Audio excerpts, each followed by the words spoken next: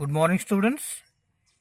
ನಾವು ಇಂದಿನ ತರಗತಿಯಲ್ಲಿ ಪಾಠ 2 ಬೆಕ್ಕುಗಳು ಮತ್ತು ಮಂಗ ಈ ಪಾಠದ ಮಾದರಿ ವಾಚನವನ್ನು ನೋಡೋಣ.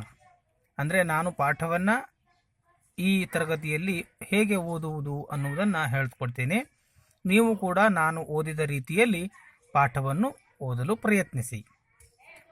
ಪಾಠ 2 ಬೆಕ್ಕುಗಳು ಮತ್ತು ಮಂಗ.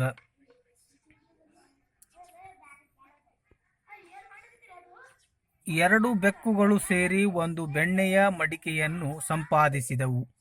ಅದರಲ್ಲಿದ್ದ ಬೆಣ್ಣೆಯನ್ನು ಸಮನಾಗಿ ಹಂಚಿಕೊಳ್ಳಬೇಕೆಂದು ಅವು ಪರಸ್ಪರ ಕಚ್ಚಾಡತೊಡಗಿದವು. ಆಗ ಮರದಲ್ಲಿ ಕುಳಿತಿದ್ದ ಮಂಗವೊಂದು ಅವುಗಳಿಗೆ ಸಹಾಯ ಮಾಡಲೆಂದು ಕೆಳಗಿಳಿದು ಬಂದಿತು.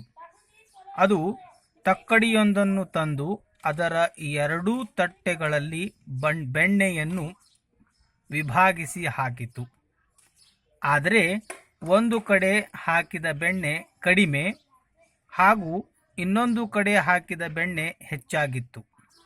ಹೆಚ್ಚಾಗಿದ್ದ ಕಡೆಯ ಬೆಣ್ಣೆಯನ್ನು ಸರಿದೂಗಿಸಲು ಮಂಗವು ಅದರಿಂದ ಸ್ವಲ್ಪ ಬೆಣ್ಣೆಯನ್ನು ತೆಗೆದುಕೊಂಡು ತಿಂದಿತು.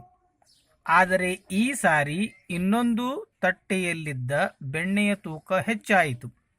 ಈಗ ಅದನ್ನು ಸರಿದೂಗಿಸಲು ಮಂಗ ಆ ಭಾಗದಿಂದ ಬೆಣ್ಣೆಯನ್ನು ತೆಗೆದುಕೊಂಡು ತಿಂದಿತು.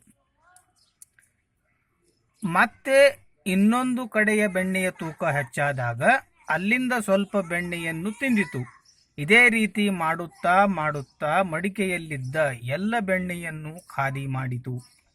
ತನ್ನ ಕೆಲಸ ಸಾಧಿಸಿದ ಮಂಗ ಕೂಡಲೇ ಅಲ್ಲಿಂದ ಹೊರಟು ಹೋಯಿತು. ತಮ್ಮ ಕಚ್ಚಾಟದಿಂದಾಗಿ ಎಲ್ಲ ಬೆಣ್ಣೆಯನ್ನು ಕಳೆದುಕೊಂಡು ಬೆಕ್ಕುಗಳು ಪೆಚ್ಚಾಗಿ ನಿಂತವು. ಇಬ್ಬರ ಜಗಳ ಮೂರನೆಯವನಿಗೆ ಲಾಭ ಈ ಪಾಠದ ನೀತಿ. ಗೊತ್ತಾಯ್ತಲ್ಲ ಮಕ್ಕಳೇ?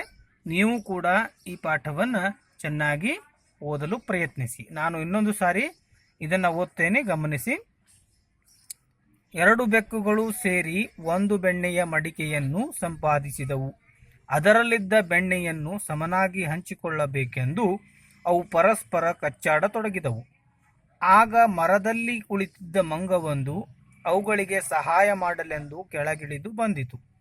ಅದು ತಕ್ಕಡಿಯೊಂದನ್ನು ತಂದು ಅದರ ಎರಡೂ ತಟ್ಟೆಗಳಲ್ಲಿ ಬೆಣ್ಣೆಯನ್ನು ವಿಭಾಗಿಸಿ ಹಾಕಿತು. ಆದರೆ ಒಂದು ಕಡೆ ಹಾಕಿದ ಬೆಣ್ಣೆ ಕಡಿಮೆ ಹಾಗೂ ಇನ್ನೊಂದು ಕಡೆ ಹಾಕಿದ ಬೆಣ್ಣೆ ಹೆಚ್ಚಾಗಿತ್ತು.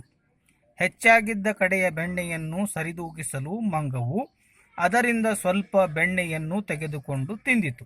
ಆದರೆ ಈ ಸಾರಿ ಇನ್ನೊಂದು ತಟ್ಟೆಯಲ್ಲಿದ್ದ ಬೆಣ್ಣೆಯ ತೂಕ ಹೆಚ್ಚಾಯಿತು. ಆಗ ಅದನ್ನು ಸರಿದೂಗಿಸಲು ಮಂಗ ಆ ಭಾಗದಿಂದ ಬೆಣ್ಣೆಯನ್ನು ತೆಗೆದುಕೊಂಡು ತಿಂದಿತು. ಮತ್ತೆ ಇನ್ನೊಂದು ಕಡೆಯ ಬೆಣ್ಣೆಯ ತೂಕ ಹೆಚ್ಚಾದಾಗ ಅಲ್ಲಿಂದ ಸ್ವಲ್ಪ ಬೆಣ್ಣೆಯನ್ನು ತಿಂದಿತು. ಇದೇ ರೀತಿ ಮಾಡುತ್ತಾ ಮಾಡುತ್ತಾ ಮಡಿಕೆಯಲ್ಲಿದ್ದ ಎಲ್ಲ ಬೆಣ್ಣೆಯನ್ನು ಖಾಲಿ ಮಾಡಿತು. ತನ್ನ ಕೆಲಸ ಸಾಧಿಸಿದ ಮಂಗ ಕೂಡಲೇ ಅಲ್ಲಿಂದ ಹೊರಟು ಹೋಯಿತು. ತಮ್ಮ ಕಚ್ಚಾಟದಿಂದಾಗಿ ಎಲ್ಲ ಬೆಣ್ಣೆಯನ್ನು ಕಳೆದುಕೊಂಡು ಬೆಕ್ಕುಗಳು ಪೆಚ್ಚಾಗಿ ನಿಂತವು. ಈ ಪಾಠದ ನೀತಿ ಇಬ್ಬರ ಜಗಳ ಮೂರನೆಯವನಿಗೆ ಲಾಭ ಅಂತ ಇದೆ. ನೀವು ಕೂಡ ಈ ಪಾಠವನ್ನು ಓದಲು ಪ್ರಯತ್ನಿಸಿ. ಧನ್ಯವಾದಗಳು.